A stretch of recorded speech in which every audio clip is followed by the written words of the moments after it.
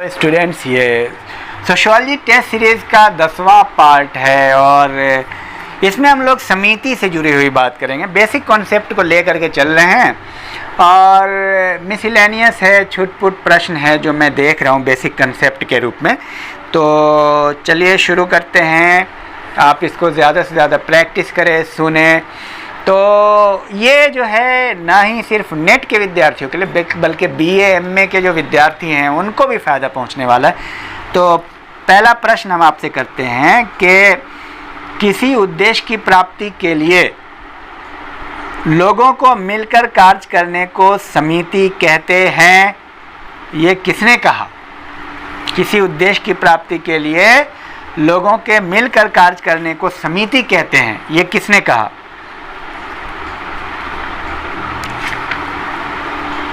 बुगार्डस।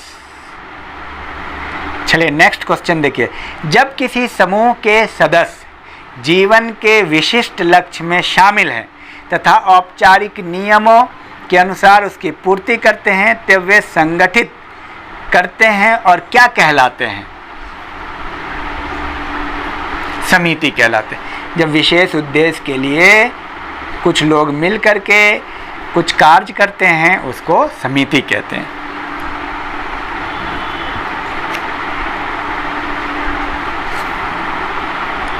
और आप बताएं, समिति के उदाहरण आप प्रस्तुत करें कि क्या क्या समिति हो सकता है।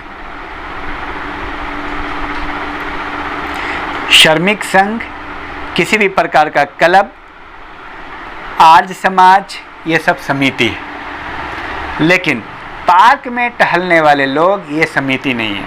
इस बात का ध्यान आप रखेंगे। और क्या जाति एक समिति है? बताएं। हाँ और ना में उत्तर देंगे। नहीं। क्या वर्ग एक समिति है? नहीं।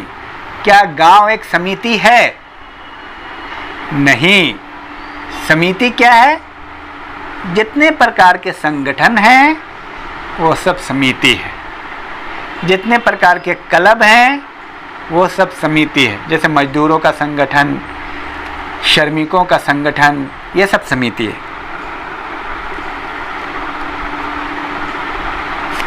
और आप बताएं कि क्या सरकार एक समिति है? तो सरकार एक समिति है। परिवार एक समिति है? परिवार एक समिति है। क्यों? क्योंकि उसमें एक लक्ष्य होता है और उस लक्ष्य की पूर्ति विभिन्न लोग मिलकर करते हैं। उसी तरह सरकार एक कुछ लोगों द्वारा मिलकर के देश को चलाते हैं, तो वो समिति है।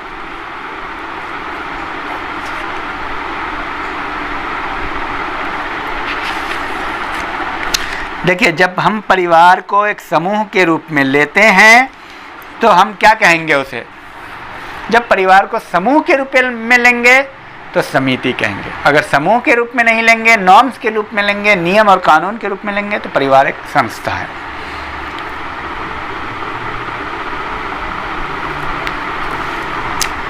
और अब आप देखिए कि इसमें है कि रामकृष्ण मिशन किसका उदाहरण है? रामकृष्ण मिशन, मिशन है तो समिति है।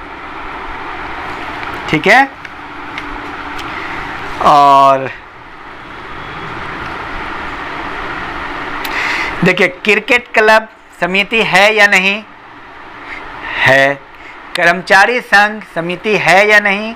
तो समिति है। जितने भी संघ हैं, व्यापारिक संघ समिति है या नहीं? स्टूडेंट यूनियन, विद्यार्थी संघ समिति है या नहीं? तो है। तो इन सब पे आपको ध्यान रखेंगे, ये चुनने के लिए आता है एग्जाम में।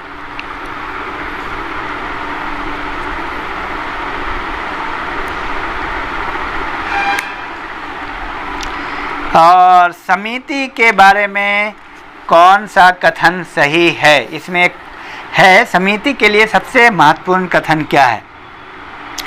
तो समिति क्या है? समिति व्यक्तियों का मूर्त संगठन है। समिति क्या? व्यक्तियों का मूर्त संगठन भी है और साधन होती है, ये साध्य नहीं होती है। समिति में व्यक्तियों द्वारा लक्ष्य की प्राप्ति होती है। और एक क्वेश्चन का आंसर करना है आपको। एक समिति समुदाय नहीं है, वरना एक समुदाय के अंदर एक संगठन है। ये कथन किसका है, बताएं? MacIver page. समिति समुदाय के अंदर एक संगठन है, ये मैकाइवर पेज कहते हैं। तो समिति की विशेषता क्या क्या है, आप उसको लिखेंगे। निश्चित उद्देश्य, मनुष्यों का समूह और लक्ष्य, और लक्ष्य तो हो ही गया, और संगठन, ये समिति का विशेषता है। तो ये बताएं कि कौन समिति नहीं है, क्या क्या समिति नहीं है। गांव समिति नहीं है, जाति समिति नहीं है, लेकिन कॉलेज समिति है, राजनीतिक दल समिति है, समाज सुधार संगठन, ये सब समिति है। छात्र संघ समिति है, पड़ोस समिति नहीं है। पड़ोस क्या है, ये आप लिखेंगे, एक समुदाय है। इस तरह का प्रश्न इसमें आता है। परिवार क्या है, तो परिवार एक समिति है।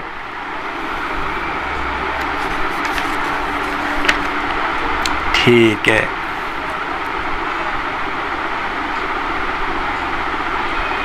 तो नेक्स्ट, संस्था का उदाहरण कौन कौन है। तो संस्था का उदाहरण हम देखते हैं। तो विवाह एक संस्था है, नातेदारी एक संस्था है, और परिवार एक संस्था है। एक्चुअली परिवार ऐसी चीज़ है जो संस्था भी है और समिति भी है, तो इसका भी आप ध्यान रखेंगे। और शिक्षा भी एक संस्था है, अस्पताल भी एक संस्था है। ठीक है,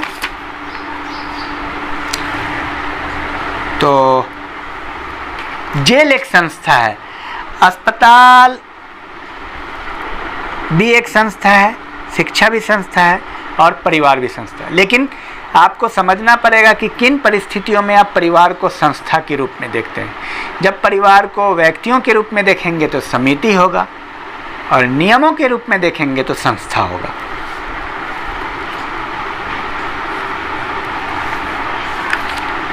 और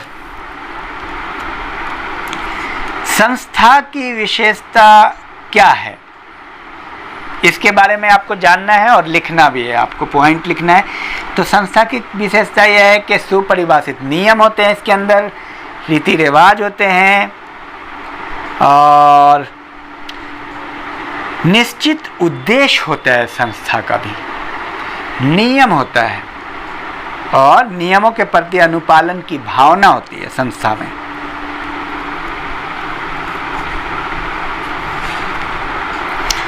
और एक और अहम बात, किसमें सदस्यता नहीं होती है, संस्था में सदस्यता नहीं होती है, समुदाय की सदस्यता होती है। ये भी ध्यान रखना है आपको, छोटी छोटी बातें हैं। समिति में सदस्यता होती है, समिति लोगों का समूह है, समुदाय में भी लोगों का समूह है, लेकिन संस्था नियमों का समूह है, इसलिए वहाँ आप पाइएगा कि वहाँ पे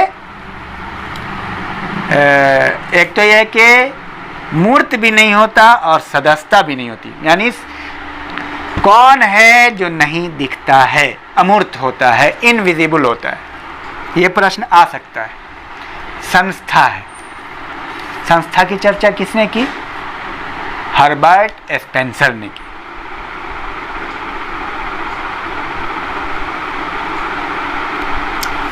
और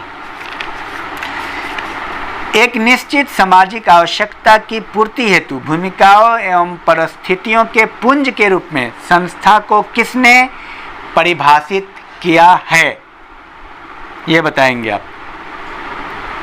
ये है डेविस ने परिभाषित किया है, स्टेटस और रोल के सेट के रूप में, पुंज के रूप में। Kingsley Davis.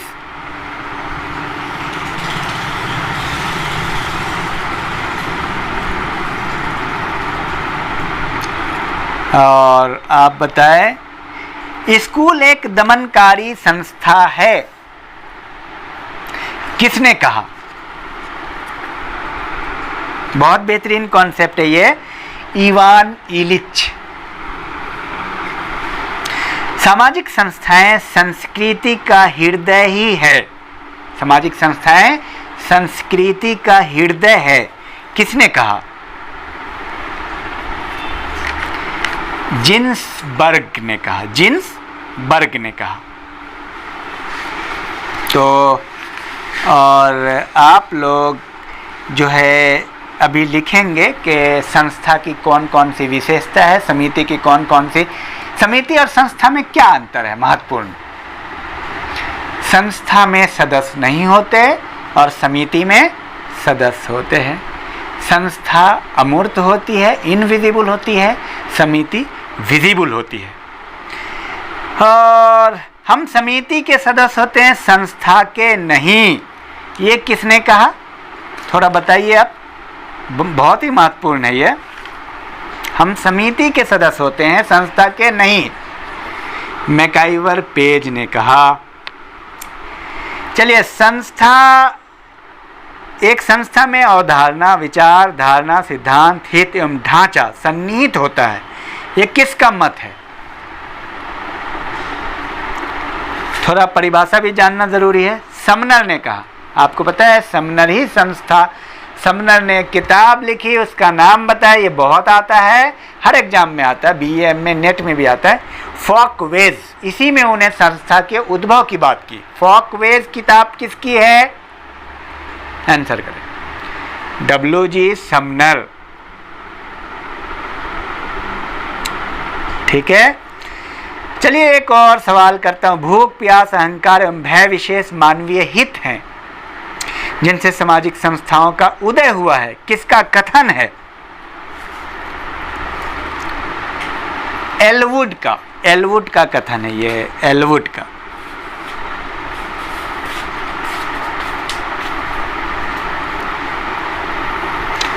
और आप बताएं, संस्था के उद्देश्य, संस्था की क्या क्या विशेषता है? सुस्पष्ट उद्देश्य, नॉर्म्स और वैल्यू, प्रतिमान होता है, नियमों का गुच्छा होता है, संस्कृति का उपकरण होता है, प्रतीक होता है, सिंबल भी होता है संस्था में। धर्म क्या है? धर्म एक संस्था है। आएगा प्रश्न, नातेदारी क्या है? नातेदारी एक संस्था है। बाजार क्या है? आप लिखें, संस्था है। ये सब प्रश्न आया हुआ है। संस्थाएं होती हैं, आ चुका है प्रश्न। अमूर्त, जैसे देखिए आया है, अमूर्त, व्यापक, सामाजिक, उपरोक्त। तो संस्थाएं अमूर्त होती हैं, व्यापक भी होती है, सामाजिक भी होती है, लेकिन सबसे महत्वपूर्ण कैरेक्टर संस्था का क्या है? अमूर्त होती है।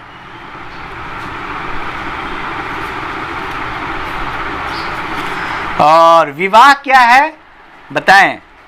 ये सब छोटा छोटा कंसेप्ट है, इसलिए इसको आपको मैं शुरू में क्लियर करना चाह रहा हूं। विवाह एक संस्था है। इजराइल के कीबुज समाज के लोगों में, इजराइल के कीबुज समाज के लोगों में परिवार की संस्था पाई जाती है अथवा नहीं पाई जाती है। ये वो एक अपवाद है।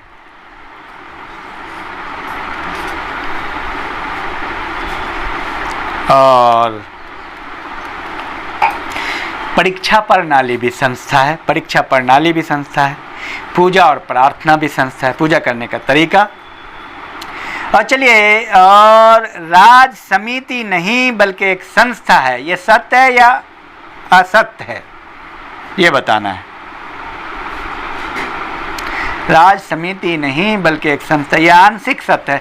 राज समिति भी है और संस्था भी है। जैसे परिवार क्या है? एक समिति भी है और संस्था भी है। ध्यान में रहे, कुछ चीजें समिति भी होती है और संस्था भी होती है, दोनों का कैरेक्टर होता है। लेकिन कुछ, जैसे शिक्षा प्रणाली संस्था है, नातेदारी संस्था है, बाजार संस्था है, जहां पे नियम कानून होता है। चलिए इतना ही रहने दीजिए इसमें, फिर हम नेक्स्ट वीडियो में और कंसेप्ट को क्लियर करेंगे। Thank you. ज़्यादा से ज़्यादा विद्यार्थियों को शेयर करें, लाइक और कमेंट करें, सब्सक्राइब कर ले जो आप रहे हैं। पूरा वीडियो सुने बार बार, ये हर एग्ज़ाम में आएगा। सोशियोलॉजी कोई ऐसा नहीं है कि जो आप प्रैक्टिस कर रहे हैं डिफरेंट भी आ सकता है, डिफरेंट ऑप्शन भी आ सकता है, इसलिए कॉन्सेप्ट क्लियर रखें। Thank you.